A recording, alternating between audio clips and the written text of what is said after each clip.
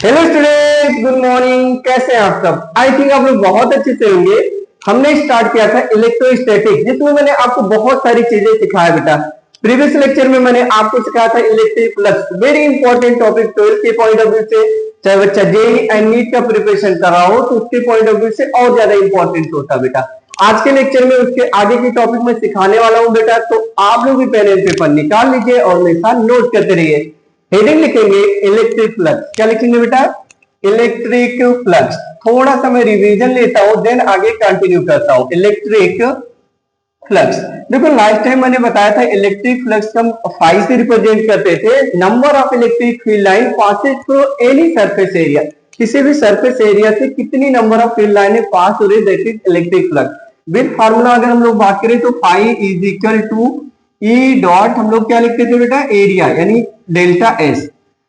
आगे इसको हम ऐसा भी लिख सकते हैं ई delta S into cos theta, क्योंकि आपको पता है ए डॉट बी क्या होता है? ए बी कॉस थीटा होता है हमारा।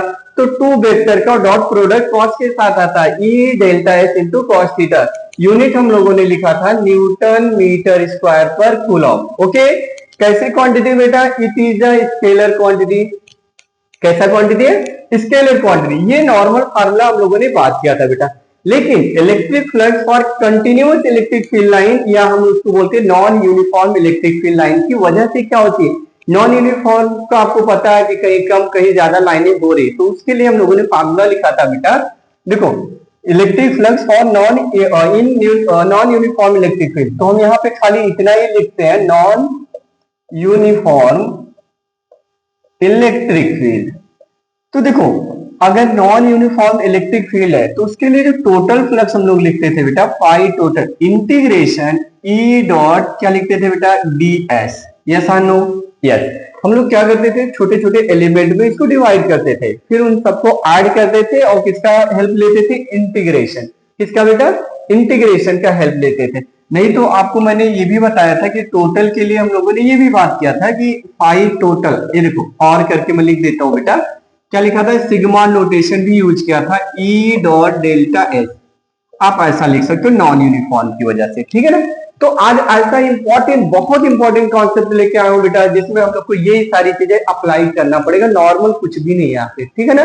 तो आइए देखते हैं। लेकिन इससे पहले मैं एक और क्वेश्चन करा देता हूं ताकि आपको थोड़ा सा फील आ जाए कि कैसे हम इनको सॉल्व करेंगे, राइट? तो चलिए स्टार्ट करते हैं बेटा।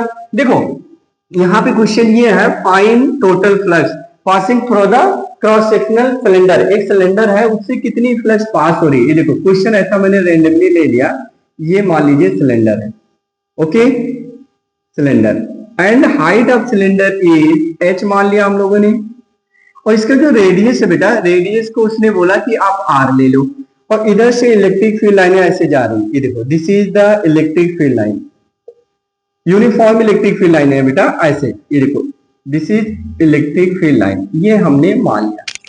तो कह रहा है इस सिलेंडर के कर्व सरफेस से कितनी फ्लक्स पास होगी। फाइंड द नेट फ्लक्स या total flux passing through cylinder, एक क्रॉस सेक्शनल एरिया से कितनी फ्लक्स पास हो रही होगी। तो माइंड लगाइए, फ्लक्स इज इक्वल टू क्या होता है बेटा? E D S into cos theta. Okay, तो सबसे पहले अगर हम लोग बात करें एरिया इसका, ये जैसे सिलेंडर है तो इस सिलेंडर के ये कर्व सरफेस एरिया कितना लिखेंगे हम लोग इसके अकॉर्डिंग, अगर हम लोग बात करें यहाँ पे। तो देखो, अगर आप ध्यान से देख पा रहे होंगे, इसका रेडियस कितना आर। तो अगर ऐसे सिलेंडर को कट करके इसको सीधा करोगे, क्या करेंगे? सीधा करेंगे तो एक ये जो लेंथ आएगी वो 2r के इक्वल आएगा, यानी क्रॉस सेक्शनल एरिया, ध्यान से सुनना, क्रॉस सेक्शनल एरिया। तो क्रॉस सेक्शनल एरिया कितना लिखेंगे बेटा? देखो, इसको ऐसे समझो, ये सिलेंडर है, तो जब आप इसको बीच में कट करोगे, कट करेंगे, ध्यान से सुना, कट करके इसको ऐसे सीधा करोगे तो कितना दिखेगा आपको? बोलिए ना, 2r के इक्वल दिखेगा। अब सोचो, ये ऐसा सिलेंडर है, अब इसको बीच में कट कर लिए, क्या कट कर लिए? कट कर लिया, तो ये डायमीटर के इक्वल दिख रहा। मतलब आप देखोगे इसको कट करने के बाद आपको कुछ ये ऐसा दिखेगा सिलेंडर। तो ये लेंथ देखो r था, तो यहां से ये कितना लिखोगे आप? 2r, और इसकी हाइट कितना बेटा? h। तो इसका ये पूरा एरिया कितना मिलेगा? एक रेक्टेंगल जैसा दिखने लगा, और रेक्टेंगल का एरिया होता है लेंथ इंटू बेस, तो 2r इंटू एच आ जाएगा। क्या आ जाएगा? 2r into H. यस और no? Yes. We know that flux, तो आप लिखोगे टोटल फ्लक्स, टोटल फ्लक्स। तो टोटल फ्लक्स आपको पता है E इंटू एस लिखते हैं हम लोग, और कॉस थीटा या कॉस जीरो बन जाएगा, और कॉस जीरो की वैल्यू 1 होती है। तो E इंटू एस, एस की वैल्यू ये रख दो 2RH, तो जब सिंप्लीफाई करेंगे तो 2RE इंटू एच, इतना फ्लक्स आ जाएगा न्यूटन मीटर स्क्वायर पर कूलम। इंपॉर्टेंट क्वेश्चन है, आप नोट कर सकते हैं, खाली ऑब्जर्व करना है, थोड़ा सा फील लेना है। अब यहां से कहानी स्टार्ट होती है। तो पहला हम लोग का हेडिंग ये रहेगा, electric flux through a circular disc. Electric flux through a circular disc, very important. तो आइए समझते हैं। देखो, अगर हम लोग डिस्क की बात कर रहे हैं, या हम लोग उसकी जगह पे सिलेंडर भी ले सकते हैं, स्फीयर भी ले सकते हैं। लास्ट टाइम मैंने आपको सिखाया था कि अगर एक पॉइंट चार्ज है, स्फीयर है, स्फीयर के सेंटर पे अगर पॉइंट चार्ज रखते हैं तो उसकी वजह से इलेक्ट्रिक फ्लक्स कितना आया था। देखो, आई थिंक ये आपको याद होगा बेटा, ये आपने स्फीयर लिया और इसके सेंटर पे आपने एक प्लस के क्यू चार्ज रख दिया, तो आप ये देख रहे थे कि इससे कितनी फ्लक्स पास हो रही है, राइट ना।